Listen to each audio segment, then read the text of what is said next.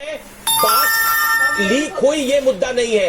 अगर ध्यान से सुना सबको, अब मैं 3 पॉइंट्स रखता हूं। नंबर 1, बिल्कुल सही बात है, ढांढस बधाना चाहिए। मुख्यमंत्री का काम भी है ढांढस बधाना, वो तो कर ही रहे हैं।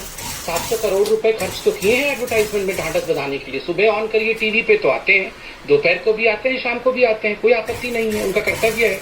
और हर बैठक के बाद अधिकार है, वो बिल्कुल प्रेस कॉन्फ्रेंस कर करके अपने विषय को जनता के सामने रख सकते हैं। किस प्रकार से बैठक में उन्होंने क्या मांगे रखी, क्या मांगे नहीं मानी गई, क्या मांगे मानी गई, ये सब रख सकते हैं, उनका अधिकार क्षेत्र है।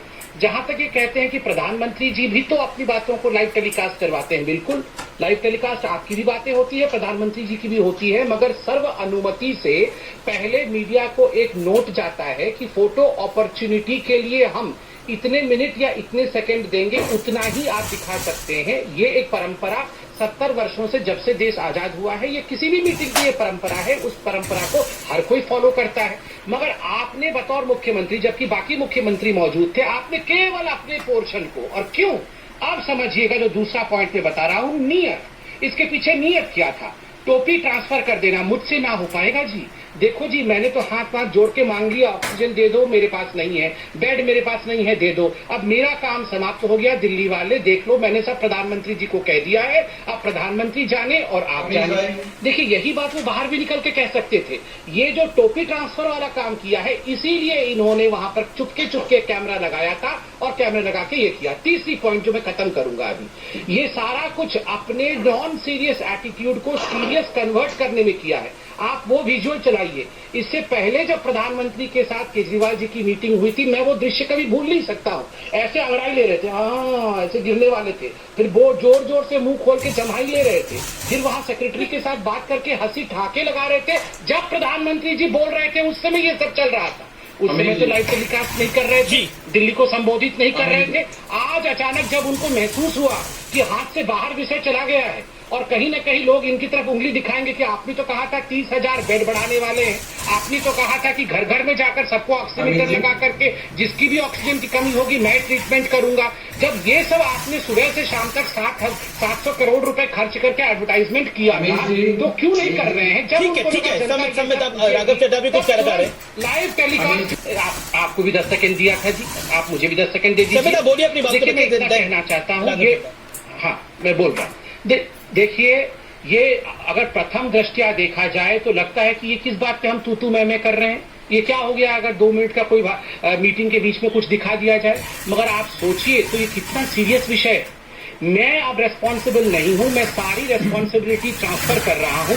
जी, मोदी जी तो कर रहे हैं, मगर आप बताइए, आपको भी तो मुख्यमंत्री चुना गया था, आप क्या कर रहे हैं? आपने कहा था 30,000 बेड ऐड कर दूंगा, एक बेड ऐड किया क्या? एक बेड ऐड किया? ठीक, क्यों? ये सवाल आज जनता पूछ रही है। जी, सबित आपने अपनी बात रखा। राघव चड्ढा, आपने उमेश सहगल साहब को भी सुना, उन्होंने बोला कि सिर्फ माफी से काम नहीं चलेगा, इसमें सीरियसनेस से अगर बात करें तो ये आप जानते हैं, आप दिल्ली में रहे हैं, आप जानते हैं कि 50 ऑक्सीजन बेड से 18,000 ऑक्सीजन बेड पे दिल्ली को लाने वाले शख्स का नाम अरविंद केजरीवाल है।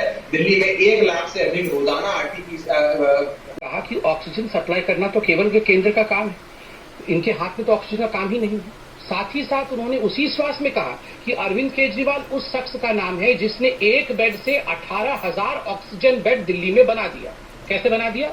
ऑक्सीजन कहां से ले आए आप बताइए? मतलब मोदी जी ने ही ऑक्सीजन दिया ना, केंद्र ने ही ऑक्सीजन दिया जो 18,000। मतलब आप टीवी में एडवर्टाइजमेंट करके कहें कि अरविंद केजरीवाल ने 18,000 ऑक्सीजन बेड बना दिया। जब बना दे तो उसकी क्रेडिट आप ले लें, और बाकी बाद में कहें कि ऑक्सीजन हमारे पास नहीं है, ये तो मोदी जी देंगे तभी हम बना पाएंगे। ये मीठा मीठा गपगप और कड़वा कड़वा थू थू कैसे हो जाएगा? नंबर 1। नंबर 2, इन्होंने कहा कि ऑक्सीजन सप्लाई करना बिल्कुल ठीक बात है, हमारा काम है, उनका अधिकार है। हमने जो 480 मेट्रिक टन इनका कोटा बढ़ाया है, जिसके कारण अरविंद केजरीवाल जी ने कल धन्यवाद दिया।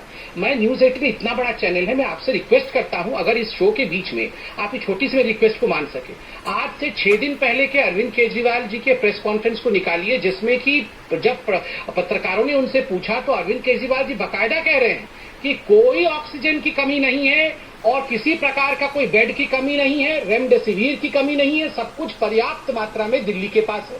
6 दिन पहले सब कुछ ठीक था, उसके 2 दिन बाद उन्होंने ट्वीट कर दिया कि 3 घंटे का ही ऑक्सीजन शेष है, उसके बाद खेल समाप्त हो जाने वाला है, सब कुछ खत्म हो जाएगा। बताइए, एक मुख्यमंत्री जो एंटीसिपेट भी नहीं कर सकते हैं कि अपने राज्य की परिस्थिति 2 दिन के अंदर क्या होने वाली है, केवल और केवल सुबह से शाम तक 700 करोड़ रुपए खर्च करके एडवर्टाइजमेंट में व्यस्त है। जो मीटिंग में किया है प्रधानमंत्री के, वो केवल उनके प्रचार के भूख को दर्शाता है। वो केवल और केवल अपने प्रचार के लिए। और देखिए, किसी बाकी मुख्यमंत्री किसी ने किया इस प्रकार का काम? किसी ने नहीं। जबकि ऐसा नहीं है कि बाकी मुख्यमंत्री अपने राज्यों के लिए दायित्ववान नहीं है।